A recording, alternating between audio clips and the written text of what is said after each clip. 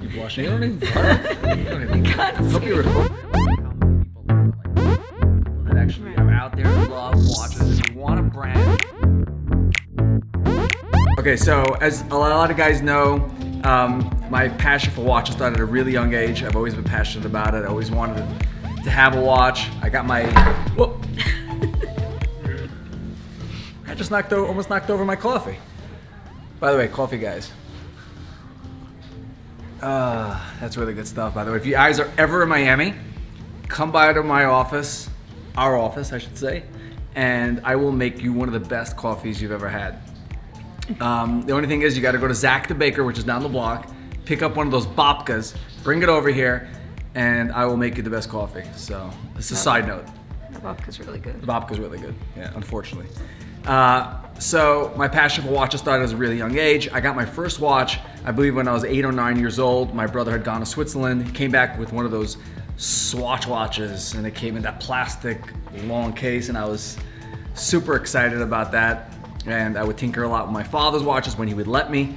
And I just always loved wearing watches. I got into some of the other watches, like the digital watches. But I always was drawn to the more analog style watches with the hands showing real time. I just loved the beauty of it. And I moved to Miami to go to high school and do some other schooling down here. And then I just met a family who was in the watch business, and they offered me a job, and I grabbed it. And so I started working. What started with? Huh? What did you do? Oh, yeah. Esti loves this part. When we started, they gave me a job because they really didn't have any openings. And they said, okay, if you really, really want to work in the watch business, why don't you just start packing watches? And so that's how it all started. I just started like packing, and then I moved to sales, and then I moved to production. And then unfortunately the company went out of business. But I just stayed in the industry. I just loved what I was doing. And I traded watches. We started an online business. We did online watches for a while. And roughly in 2009, beginning of 2009, we met through a mutual friend of mine who introduced me to Esti. Obviously I was smitten. You blushing? You don't even blush. Can't see. Okay, let's go. Yeah, I was smitten, and we got married in 2009. Yes, very good. You remember. I remember. November of 2009, and we started a family together. I was in the watch business. She was doing more educational stuff. Esti, why don't you tell the fans where are you from? Little background. Okay, I was born in Israel. My family moved to Australia when I was just 1. So I grew up in Melbourne, Australia. And Very far. Very far away, completely different Another planet. Literally, when you land there, you feel like you're on another planet. And I love it that we have so many Aussie fans, actually. Which is really, really awesome. Yeah. Yes. And then Esti gets excited every time we have an Aussie order. When we have an Aussie order, I'm like, oh. So, and then later on I moved to the US, where we met in 2009. Through a mutual friend. And I remember I think it was like our 3rd date. It was pretty early on. He started talking to me about work. For a second I felt like I was at a work meeting. I left and my head was spinning.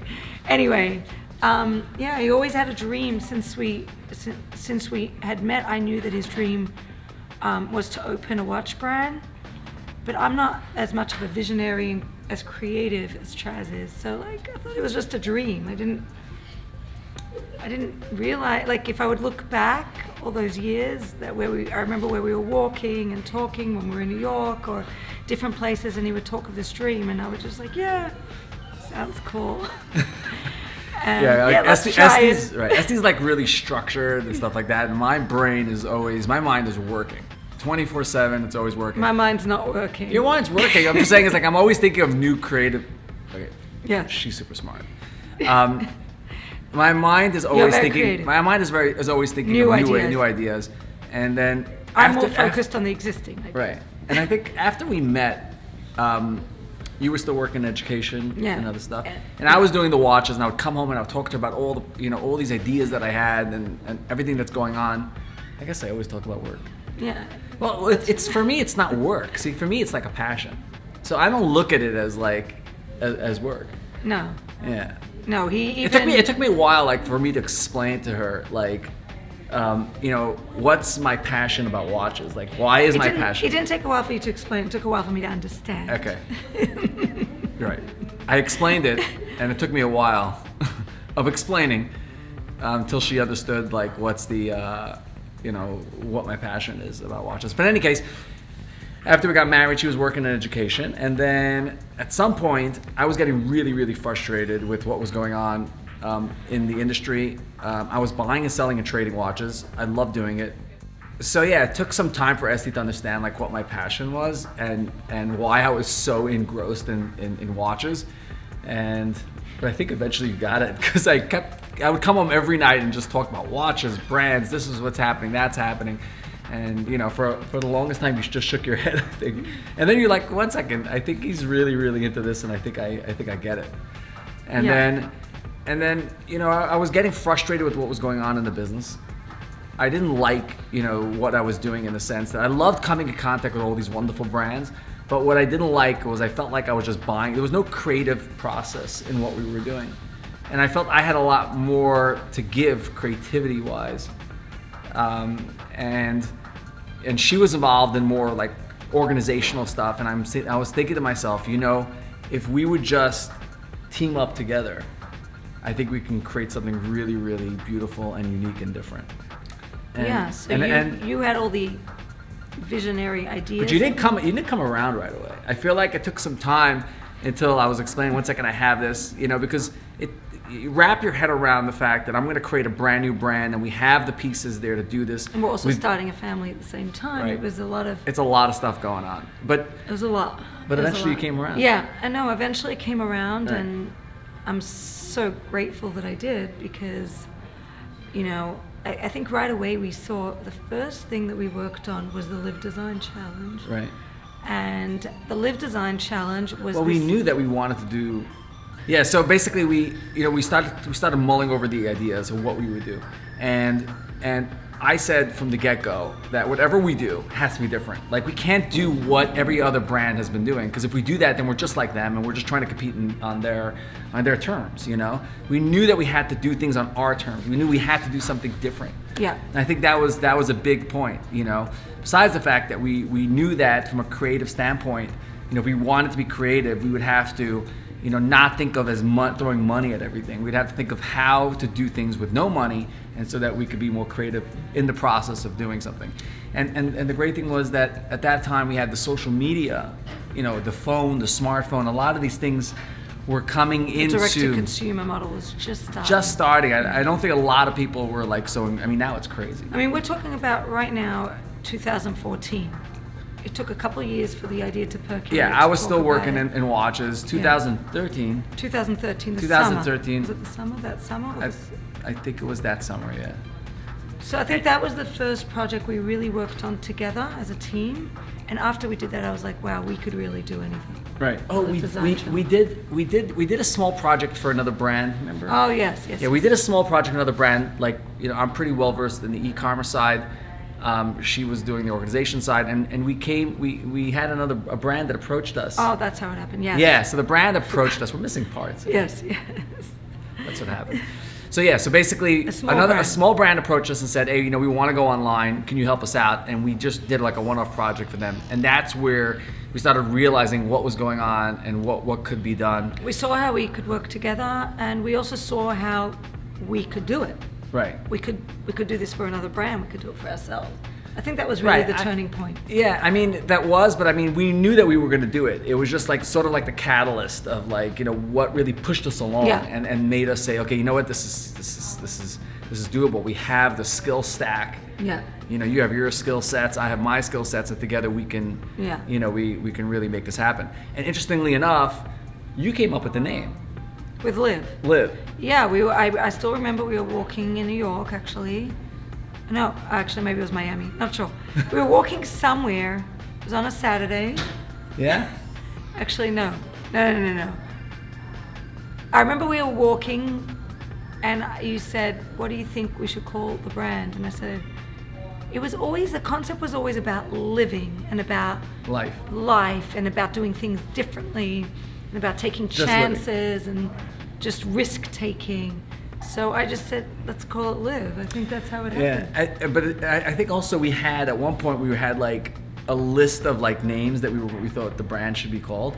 And like we had an Excel sheet, you remember? I think we had a Google Doc or something. We had some kind of list with a bunch of different names. We're like, okay, this name, that name. And then we realized that we're not going to just make up a name. I didn't want to call the brand a name like it's my too name. Typical. Yeah. Like people name themselves. Because I don't think it's about me as much as it is about the brand. A concept. I don't know if it's just my style. I just didn't think that it should be called like someone's name or make up a name or like I know a lot of brands they make up the name. Make up a name, or they'll buy an old company, like an old brand name, and reinvent it, like a brand that hasn't been around for 100 years. They're like, oh, we'll just buy this old name and they'll just write, it's been around since 1800s, but it's been dead for 100 years. Right. Yeah, so we knew we didn't want to do that. And then Esti came up, he said just live life. And that was it. Live life. And it stuck.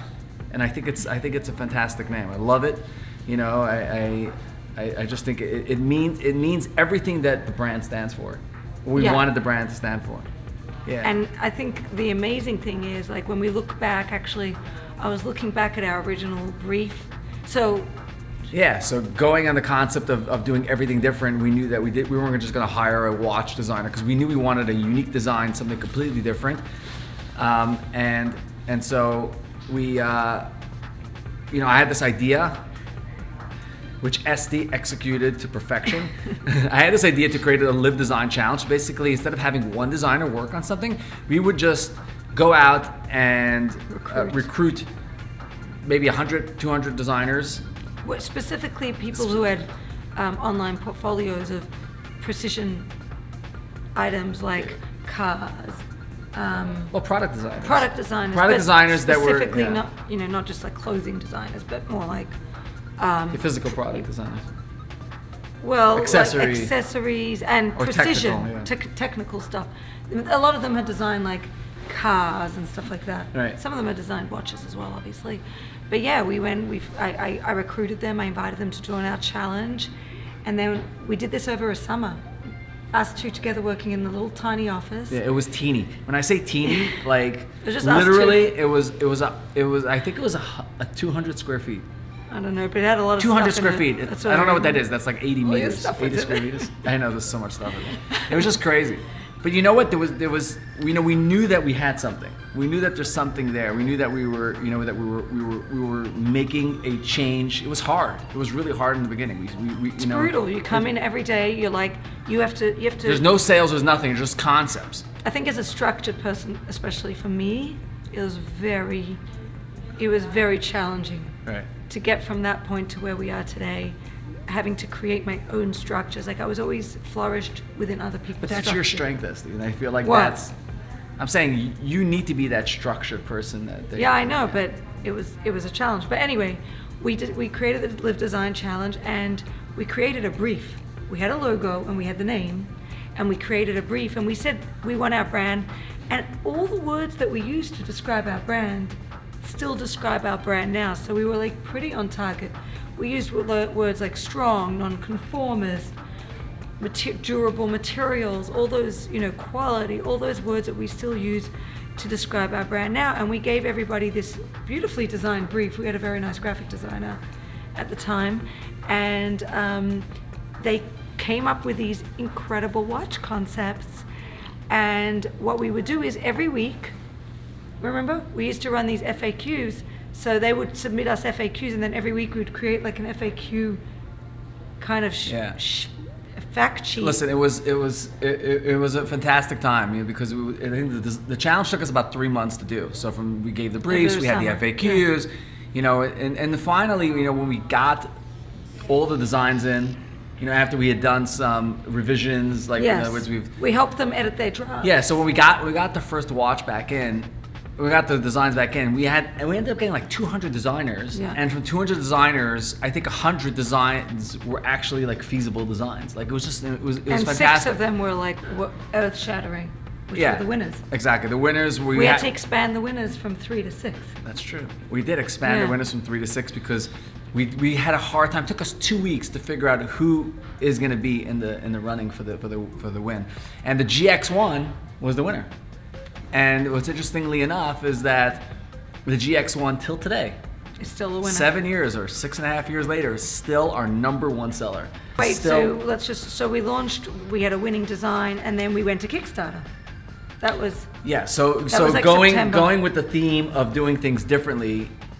We decided to go to Kickstarter because we thought that the best way for us to present a brand new watch and a brand new brand is to pitch it out in the community and let them decide whether we are viable. Because if we, I think at that point we didn't even know like how big the community of watch lovers was. We didn't really understand the power of that.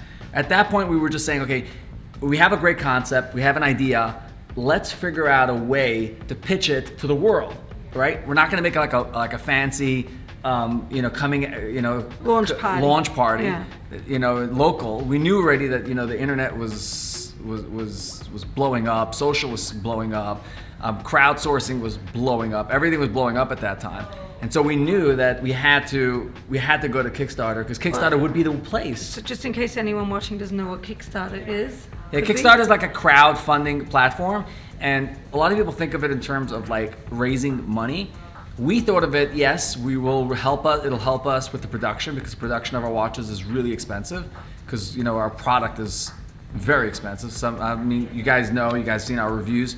I mean, when it comes to product, we don't hold back. I mean, everything's done top notch.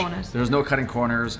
You could see the quality. I mean, every single one of our reviews, 5 stars, all saying, the quality's great. So we had a great quality product, and then we just felt that the best way was to pitch it to Kickstarter because that forces us to show that we have something viable, and it was amazing because we didn't spend any money on advertising, right? So, let's just backtrack a second. I loved Kickstarter because it was very structured. It made us come up with very specific things. Why do you need to exist? Right. It made us articulate to ourselves kind of like a business plan, really, that was going to be a public business plan. Like, what's your goals? Why do you need to exist? Who's your competition? You got to show the prototypes. Like, it had all the different things that you want to want to articulate for yourself when you start a business. So Kickstarter, just the process of putting it up on Kickstarter was so incredible. That was really then I was really taken by it, I think, and really on board. And then once obviously we actually launched, so a couple of our friends obviously and family we told our felt friends and sorry family. for us. They're like poor guys, they're trying to launch a watch brand. They're just crazy. Who needs another watch brand? We had a lot of that. But then when it got, obviously that was a very minute amount of the pledges. When we started getting into the tens of thousands, over 100,000, and then we ended up with closing in at the end of the month with nearly $200,000. We're like, we are onto something. These right, but people it excited. wasn't just the $200,000 for us. It was the number of backers. It was 400. I think it was like 500 backers, and our. That was going to cover our first production, our production of 500 watches. But we're just like, there are hundreds of people who see what we're seeing. Right. And that was, I think, really the amazing beginning. And then obviously, once we actually produced the watch and they got it, they're like, they were wowed. Right. And it's interesting that till today, like a lot of the people that bought our first watch are still our fans today. They're probably watching right now. They are. They're still our fans, and they're still buying our watches today, which is amazing. It shows the loyalty that people have and the acceptance of what we've done. Like they really have taken to what we've Well, I accomplished. think that they trust us. They know that any product that we're going to produce, that we're going to stand behind it all the way. They just know that, and they know that we're constantly working on new designs and new concepts. So. Yeah, from that very first Kickstarter also what it did was it started a conversation between us and our fans. Conversations, and that's been an ongoing theme. That's where things started. I think when we first started, I don't think we realized, like I always knew that I was a watch freak and I was a watch lover, but I don't think I really understood at that time, I have to say, is that I didn't realize how many people there are like me. People that actually are out there, love watches, and they want a brand to communicate with. They want someone to talk to about their passion. Yeah. And I thought I was a minority, and now I realize there's a huge amount of people out there going through all the different Kickstarter campaigns that we've done, building the brand to what it is today. I think, and I think we've still only touched a drop of the ocean. We're not even anywhere near. We every day we meet, we get more and more people have joined it's, in a way, I hate to use the word, like a revolution, a movement, but every day we have more and more people, buying our products, receiving them, loving them, obsessing over them, literally. And that's because I think that one thing that I've noticed over time is that they really feel the passion that emanates from the brand, and they really, like, it's authentic, and they really take to it. Yeah. And a big part of everything we do revolves around the team making it happen. Yeah. So I mean, some of you watching, if you already own our watches or if you've been in contact with our brand, you will have met James or Ernie, probably two most incredible and people. Michael, the matchmaker. And of course Michael, the matchmaker. And then we're growing. I mean, like I mentioned earlier, our original office was literally the size of the sofa. It got heated in there. It got heated, yeah. But now we've grown. We're now in Wynwood. Yes. We're in a wonderful place. It's a nice open space. We have a full kitchen here. And guys, if you're in Miami, come over, visit us. He makes good coffee. I make great coffee. Although I don't drink his coffee, I drink my own coffee. Which is kind of embarrassing. I won't drink my coffee, but I'll make you a coffee. We can hang out, we talk watches, and yeah, we'd love to meet. I'd love to meet everybody. I mean, we have people coming in every day. We couldn't do it before. It's the highlight of our day when we have fans. Exactly. It's amazing. It's amazing. Yeah. So thank you all for supporting. By the way, let's do a wrist check, real quick wrist check. Yes. Because we gotta go. We gotta get to work. Yes. So I'm wearing. Oh, you go first. Okay, so I'm wearing the Saturn. It's the Moondust. I don't know if you can. Moondust bronze, fully Yes. patinaed. So this one's been around. I was wearing this earlier on. I stole it from his wrist. She took it. She takes everything, and now it's like fully patinaed, and it's really nice because, like you guys know, the bronze case it just changes. I love the color. Yeah, it changes colors. What I love about the bronze, And the blue together with the bronze. Yeah, what I love about it is that it'll literally change color based on the environment that you're in. So basically, like we live in Miami, it's quite humid. It would change to one color versus if you lived like up in New York. If you lived up in New York or somewhere else, somewhere in a cooler climate. Well, right now everything's hot. We're shooting this in the summer, but beginning of the summer. Beginning Just of the summer. beginning. Yeah. So it takes on. It becomes really personal. I think that's really special. It takes on your personality, your environment. That's really cool about this. I love that, and we're gonna do more very bronze. natural. And we're gonna do more bronze. I have another watch coming out. We're gonna do more bronze. I am wearing the TJ Special. This is the Rebel The Splat. AR, the Splat. It's with the splat paint and butterfly in the middle. It's loud. That's from our awesome. We did a collaboration with TJ. And TJ Eisenhardt of Pro Cyclist. I love this watch. I wear it all the time. I don't know if you guys can tell, but Kind of matches. Kind of. It does match. It absolutely matches my shirt. I love it. Every time I reach out to either like pay for something or get something, people are like, what is that? People always want to know. And I think that's true for almost all our watches.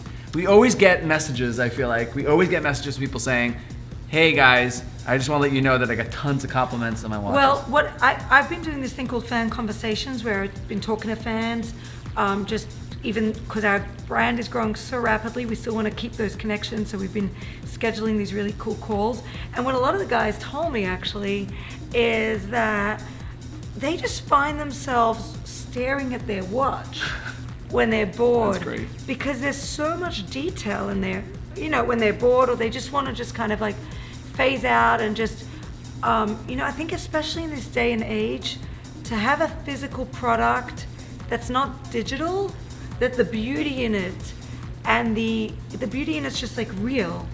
It's just, it's bronze and it's details and it's a watch. It's got moving parts, but it's not making you watch a video or making you buy something or making you do something. Time is moving. It's not just some kind of digits. We've seen enough digits right now. There's enough There's enough But I think this is really phones with digits and. I think this is really where the future's at. You know, at one point we were doing this campaign called Disconnect to Reconnect. Got it. And just kind of coming back down to the basics of Right. I mean, that's where basic- time is. We want time to be real. We want time to be authentic, and we want mindful, time to live in the moment. That's live it. in the moment. She just said it. That's a perfect That's a closer. perfect closer. Anyways, I want to thank you guys again for really showing us your support and your love in being part of the brand. We couldn't have done it without you guys. Liv. So thank you, and thank you, Esti, for joining us. Are you gonna come back again for one of these watch talks? It took me a while to settle in. You're good. Isn't she good? She's great. Come on, guys. She's great. All right, You're doing great. Thank you for She the. finished her coffee. I still have some coffee left. Anyway, thank you guys again. Thank Well, you. have a great weekend, and we will see you on the other side. Keep wristing.